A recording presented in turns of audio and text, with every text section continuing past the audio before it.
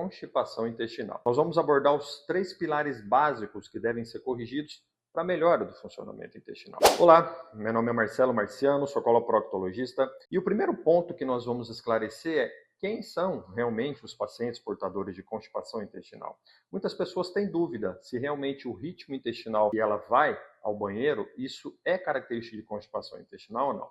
Então, primeiro ponto, os pacientes portadores de constipação intestinal são os pacientes que vão ao banheiro com uma frequência menor do que 3 vezes por semana. Segundo ponto, são pacientes que evacuam com muita dificuldade, fazem muito esforço para ir no banheiro e com fezes também com aspecto um pouco mais ressecado, mais endurecido, aquelas fezes tipo síbalos. Então, mesmo que o paciente consiga ir ao banheiro todos os dias, se cada vez que esse paciente for ao banheiro você tiver uma dificuldade muito grande, as fezes saírem em pedacinhos, aquilo também é considerado uma constipação intestinal. E os 3 pilares que nós vamos abordar hoje aqui no vídeo são hidratação, atividade física e dieta saudável ou dieta muito rica em fibra facilita o funcionamento intestinal. A hidratação é extremamente importante. Várias reações, todas na verdade as reações químicas do nosso organismo, elas funcionam através da água. Nós temos um bom funcionamento renal, nosso rim funciona bem se a gente tiver uma boa hidratação e o intestino não é diferente. O ideal é que nós tenhamos uma ingesta de pelo menos 35 ml por quilo de peso por dia. Ou seja, uma pessoa de 60 quilos, ela tem que ingerir no mínimo 2,1 litros de líquido. Lógico, sucos naturais, água de coco, alguns isotônicos, eles podem ser contabilizados nessa hidratação, mas nós sempre orientamos uma preferência, principalmente para que seja água. Afinal de contas, água não tem corantes, água não tem açúcar, então isso aí é de extrema importância para o paciente. Mas algumas pessoas nos referem, Marcelo, eu não tenho sede, eu não tenho vontade de tomar água. Isso é um problema muito sério. Algumas pessoas realmente elas têm essa dificuldade. Quando nós sentimos sede, isso já é um sinal de desidratação. Então, o ideal é que nós tenhamos uma rotina de hidratação. Ou você deixa um dispositivo na geladeira de mais ou menos a quantidade de líquido que você tem que ingerir por dia e durante o dia você vai tomando aquele líquido. Quando você estiver no trabalho, é importante você deixar garrafinhas, algum dispositivo que lembre você ali de tomar água, ou inclusive aplicativos. Existem aplicativos para serem baixados nos celulares, onde ele vai te orientando e te lembrando de tomar água durante o dia. Ou seja, existem estratégias para que a gente consiga ingerir essa quantidade de líquido que é extremamente necessária para o funcionamento intestinal. Atividade física. Alguns pacientes me perguntam, doutor, mas por que eu tenho que fazer atividade física? O que tem a ver isso com o nosso intestino? Tem tudo a ver.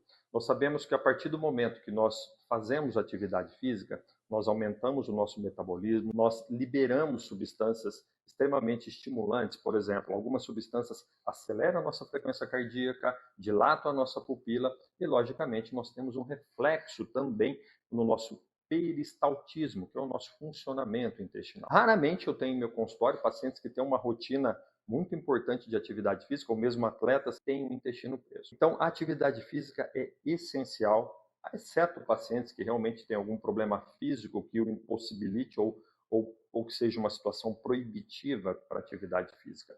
Fora isso, atividades físicas, pelo menos 3 vezes por semana, é muito bem-vindo para pacientes portadores de constipação intestinal. E o terceiro pilar que nós vamos conversar é sobre alimentação. Nós vamos dividir em 2 situações, alimentos que ajudam no nosso funcionamento intestinal, e eu vou falar o motivo, e alimentos que devem ser usados com pouca cautela. Primeiro, quais são os alimentos que ajudam no nosso funcionamento intestinal? Lógico, são os alimentos mais naturais, as frutas, os legumes, ou seja, alimentos ricos em fibra.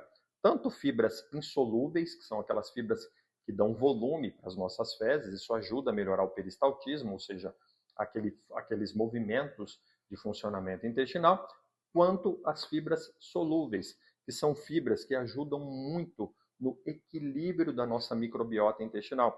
Nós sabemos que o nosso intestino, além da absorção de nutrientes e água, ele tem outras funções imunológicas, metabólicas, endócrinas. Então, um equilíbrio adequado da nossa microbiota é muito bem-vindo. E as fibras nos ajudam a fornecer isso. Folhas, legumes, frutas, cereais são muito bem-vindos numa regularização do funcionamento intestinal. E segundo a OMS, o ideal é que nós tenhamos uma ingesta de 25 a 35 gramas de fibra por dia. E quais alimentos devem ser evitados ou pelo menos observados para ver se após a ingesta o intestino não fica um pouquinho mais ressecado?